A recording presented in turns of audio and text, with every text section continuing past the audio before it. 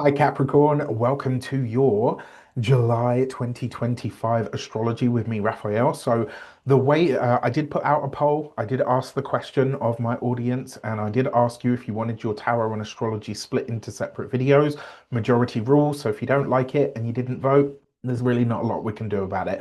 With that said, remember, whenever I'm talking about astrology, I'm talking whole sign tropical Western astrology for those of you that would like to know. With that said, if you're only going to watch one of these astrology videos, please make sure it's for your ascendant sign, your rising sign. It's going to be that much more accurate for you on the day-to-day level. With that said, remember, the way that I put my content out and the things that I'm doing, astrology is going to give you one slice of the pie.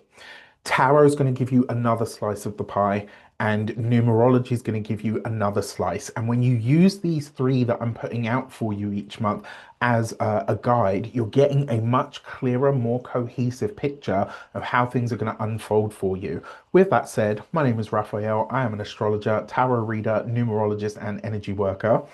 For those of you that don't know, for those of you that are continued subbies, you know Rafi loves you. And if you are new to my channel, please don't forget to like, share, and if you should so choose and this resonates, hit that subscribe button. So we're going to get straight into it. On the 4th of July, Venus is going to come into a conjunction with Uranus in your fifth house. This is a sudden jolt of creative, romantic, sexual energy that could absolutely catch you off guard. It could, and yet it might be needed. This could be like if you're partnered, maybe your partner just grabs you and absolutely ravages you, right? And maybe you've had like a 6 month drought. This could be that you meet somebody that just absolutely blows your socks off. Remember, this is your fifth house, right? The house of pleasure and creativity and joy, the house of lovers, the house of children, the house of creative projects. If you don't have children, your creative endeavors, your personal business is your baby. Like, I'll give you an example. Radiant Reality is my baby, right? I don't have kids, but I do have my business, and I absolutely give it everything that it wants and it asks for. Venus for you rules your fifth house of your joy, pleasure, creativity, self-expression, and romance. And I always say this to people because a lot of people are like, oh, when am I getting married? Like, I want to get married. Like, where's my partner? In order for you to have the seventh house, which is the marriage, you got to do the fifth house, right? The dating, the pleasure, the sex, the butterflies, the first argument, all of those things. Venus for you also rules your 10th house of your career. So there could be surprise opportunities or a plot twist of some sort that involves career visibility, your personal joy. For some of you, this could be a romantic connection that changes the direction like of your life potentially. For others, this could be a creative download of some sort or a breakthrough that comes out of nowhere. It could also be a sudden fertility. Watch out for this, right? Sudden fertility or a sharp turn in how you relate to joy and also is, self and personal expression. Whatever comes out of this, it's part of a longer term liberation strategy of the universe on your behalf and of your joy, even if it shakes you up like at first, right? This is a blessing, Venus, the lesser benefic, that is disruptive, Uranus, right? Okay, so on the 5th of the month, straight after that, Venus moves into your sixth house. She's in your house of routines now, of health, your daily life, bringing a somewhat sweet energy and a rhythmic energy back to your schedule. She's helping calm things down. Things get a little less intense, a little less structured and stressful after a period that kind of maybe felt either very messy or out of sync. This shift could really help smooth out the chaos, which might be really nice for you. Your work relationships could really improve at this time. Excuse me.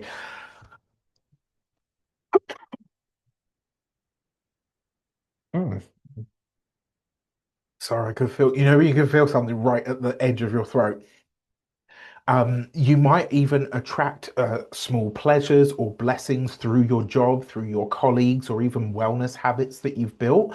Let yourself be open to support, especially through conversation at this time. Venus in Gemini likes a light dialogue, right? Not heavy silence or hard controlled communications. Now, on the 7th of the month, Uranus moves into Gemini and is immediately going to trine Pluto in the sign of Aquarius. Now, for you, this is happening across your sixth and your second houses. This is a preview pulse of what's going to be unfolding for you over the next 7 years. Uranus takes 7 years to move through a sign. Pluto takes is going to be in Aquarius for roughly 20 years, well, probably 19 at this point. So you're getting a heads up of what's likely to shift and how it's likely to unfold. So Uranus is coming into the sign of Gemini for about 3 months-ish. It's going to come back into Taurus and then it will go back in full time in 2026. So you're getting a heads up.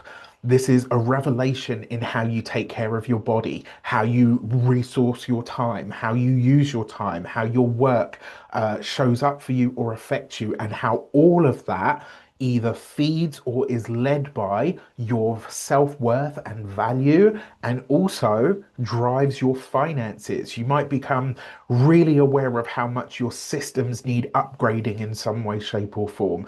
Maybe even how your earning potential is tied to your technological knowledge and skill. Maybe it's even how your earning potential is tied to your output. Start small, shift what you can. You're being shown where pressure points are, and you can also, it's also showing you like how you can future-proof your entire structure. If you let it, this next 3 months of this transit could actually be very good for you for creating a foundation that makes your life, your money, and your work and your earning potential future-proof. Or you can sit and complain about it. It's completely up to you. No shade, no shade. On the 10th of the month, we've got the Capricorn, the annual Capricorn full moon, but it's the first of two. There's going to be two Capricorn full moons this year. Now, this is in your first house, right? If you're watching for your ascendant, this will be a first house full moon. If you're watching for a different placement, you know what to do. This one is big for you, right? It's a full moon in your sign, so it's an astral spotlight on you yourself. It's a culmination, a completion, or an ending around identity, around personal power, maybe even situations that you've carried solo. This lunation might mark an emotional release, a moment of really deep realization, or a decision to walk away from something that you've outgrown. This full moon is actually playing very nicely with the nodes of fate. So it's in a sextile to the North Node in Pisces, in your 11th house. That's not correct. In your third house. Sorry, I had to make sure there. I was like, no, no, that doesn't feel right, Raf. And I knew it wasn't. And it's also in a trine to the south node in the sign of Virgo, which for you represents your ninth house, right? So this is a pretty big moment in some regard. It's not just about endings, it's really about ownership. And when I say ownership, I'm talking about ownership of self, ownership of where you are taking your life, how that is going to be in the place that you're in now, or if it's going to be somewhere else. You're no longer who you were 6 months ago. So stop living like you are. Let the old version of you go and step into what is new and, more importantly, what is real for you now.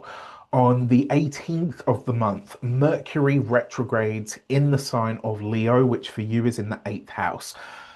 Mercury is going to begin its retrograde in your most intense house of intimacy, shared resources, debts, energetic bonds, ties, emotional and energetic debts as well. This is sex, the taboo, your traumas and crises is all eighth house stuff. Expect to review these things, renegotiate joint finances if you are getting a mortgage or a loan or anything like that. This could be where you're really looking over those contracts.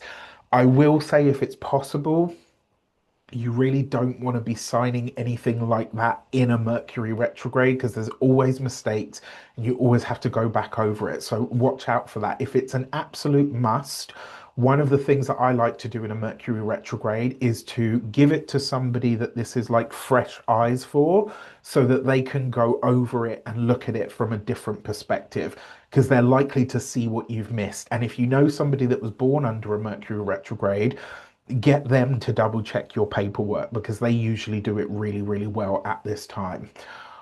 Old power dynamics in relationships, romantic or financial ones, could really come up at this time. The eighth house is about personal power. It can be a revelation of power dynamics and struggles that come in.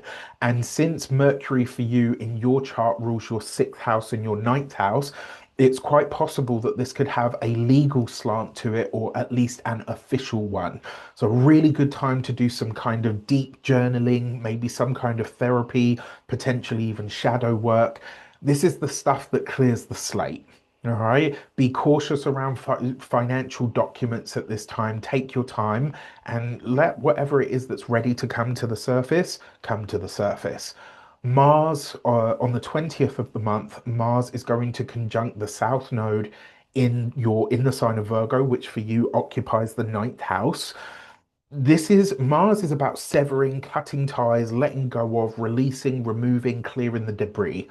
It's also about action, passion, energy, vitality. And this might be where you're ready to cut ties with a belief, a philosophy, or a framework that no longer holds power, that no longer holds weight. Maybe one that spiritually or intellectually is actually holding you down. This could be where you're going through your world perspective or your world view. It could be where you're going through your intellectual beliefs and ideas, your spiritual beliefs and ideas, and saying, yeah, I've outgrown this and I need to get rid of this. It could be that you're looking at the worldview that you were raised with and really saying to yourself, you know what? Yeah, I've got to let this go because it's not helping me any longer. One of the things that I will say, this could also involve a mentor, a teacher, a coach, maybe even signifying an educational path that's coming to an end. For others, it's about choosing a new direction that doesn't really require permission. All right. And because it's like you're giving yourself permission, you're not waiting for it from somebody else. On the 21st of the month, we've got Venus at the bendings of the nodes of fate. This is Venus in your sixth house. It's then you've got the North Node in Pisces in your third house, the South Node in the ninth house in the sign of Virgo. This is a moment of realization about how you speak, how you think, how you live on a daily level. Venus at the bendings of the node, it brings a fated kind of interaction in some regard, a fated partnership, a fated connection, a fated conversation with a loved one or a partner, especially in work, communications, or even around your belief systems.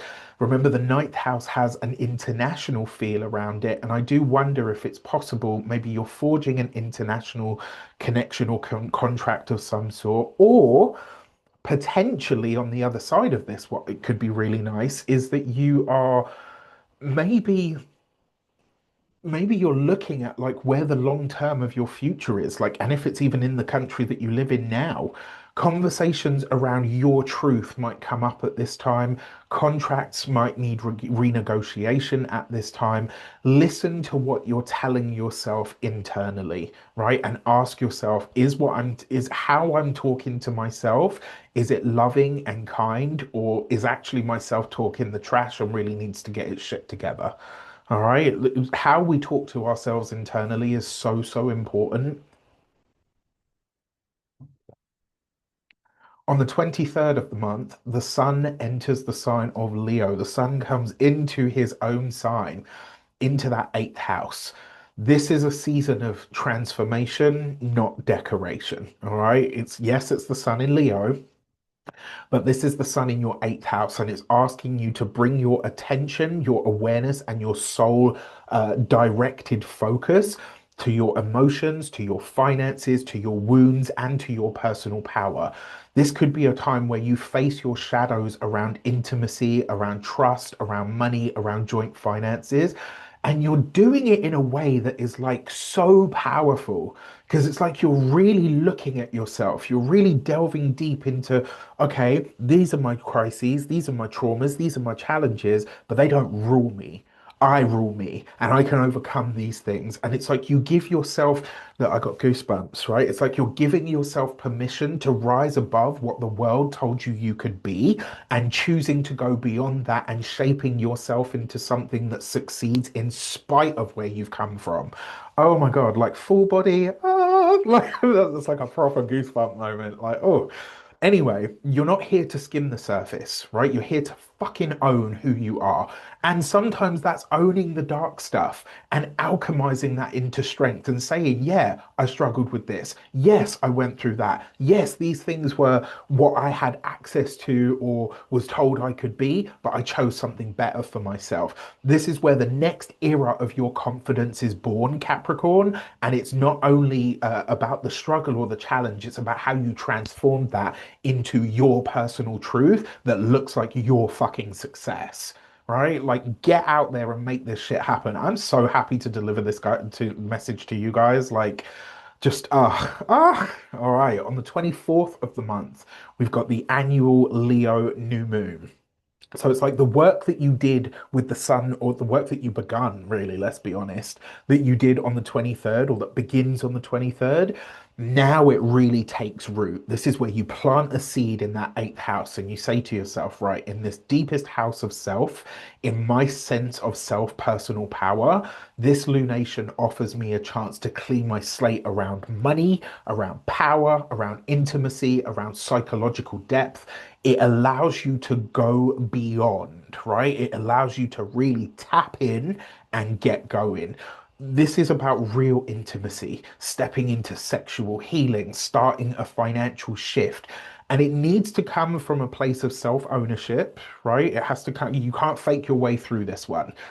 Not that I have to say that to you guys because Capricorns, like you guys are always on it. You have to commit to honesty and transformation, right? Like, and you're in it now. You're making it work. You're making it happen.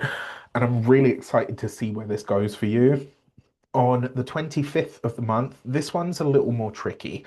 The Sun is going to come into a direct opposition with Pluto in your second house. This is a tension point between what is yours and what is shared. Pluto in your second house is remaking your sense of self-worth and self-value. It's increasing your money-making ability. Pluto in the second, so many people were worried about this one, and I'm like, dude, this is Pluto in your money house. The word Pluto itself literally comes from the Latin meaning rich or fertile or wealthy, right?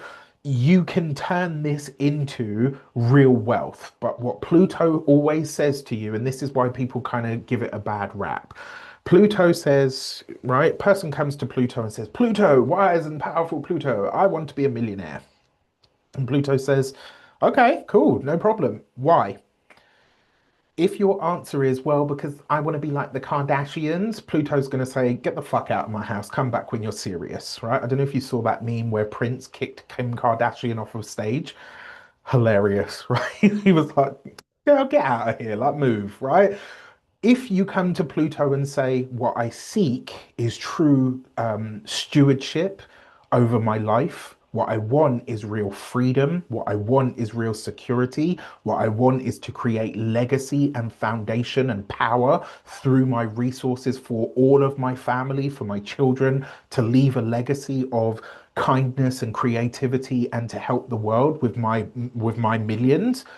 Pluto says, okay, now you're in the boardroom, sit down. Let's have a real conversation about how you build this from here. If you're just about the aesthetic and you just want to be flossing and flexing and all of that, Pluto doesn't give a shit about that. Pluto does not care about surface level anything. If you are really about building something that is true, and remember, you're Capricorn, you are the master builder of the zodiac. So whatever you're building is going to have to be real. That's what Pluto wants from you. Pluto in the second house, let's reframe how we're seeing that, please, and start turning it into something better, shall we? Okay. The Sun now in your eighth house is highlighting what you give away emotionally, sexually, financially, and what it costs you. It's also highlighting the power struggles around money, finances, and resources. because those things are coming about because what you believe about yourself and want for yourself versus what is available to or being given to you, there's a disconnect there somewhere. If this transit passes and there's no issue, then it looks like you've got the balance right. Okay. If you've been letting someone else hold all the power, if you've been trying to steal all the power, this one's probably going to sting. All right. Really, what this comes down to is about finding a true sense of balance of what you want for yourself, what you're willing to give freely, and what you're not. Right. This is one of those moments where it's like, let my yes mean yes and my no mean no. And don't try to change my mind on it, right? Where I'm invested, I will be invested, show up in integrity, and where I'm not, I won't, right? And don't try to tell me that that's a wrong thing or a bad thing or whatever, because ultimately my choice is my choice, and that has to be respected, right? If you're doing the work, this is kind of like a I see it clearly now, right? I can see clearly now, the rain has gone, right? Choose empowerment every time. On the 31st of the month, Venus enters Cancer, coming into your seventh house. Finally, this is where a softening comes into your relationships, and you will feel this, and it will be much needed. I mean, truth be told, you've got Jupiter in the seventh at the moment, which you can't grumble or complain about, right? But now you've got Venus there as well. So it's like you're being able to really see the smoothing out of relationships. The rough edges are kind of coming off. Venus and Jupiter, the lesser and the greater benefic planets of our zodiac, they're in this space and they're helping you feel more open. They're helping you open up a dialogue with your partner. They're making you both more loving, more kind. You're able to generate trust again. It's also a really good time if you're single to attract new partnerships. And remember, this could be romantic or otherwise. Maybe you're already partnered and you don't need another partner, but you need business partners. Your seventh house is personal, professional, platonic, and familial. This is about bringing in partnerships or having partnerships or creating a true sense of genuinely supportive energy. Let love in, but keep your standards high, right? You've done the work, don't settle now. With that said, if you want to book a personal natal chart reading with me, you can do so on the link in the description box below. As if that wasn't enough, you can book an Astro Tarot reading where we plan out your next 3 months using astrology and the cards. That's for returning clients only, though, by the way. Links are in the description box below. Whether you do or do not book, you know Rafi loves ya. I really hope you have a fantastic month. Let me know in the comments how it shapes up. Take care, and I'll see you soon.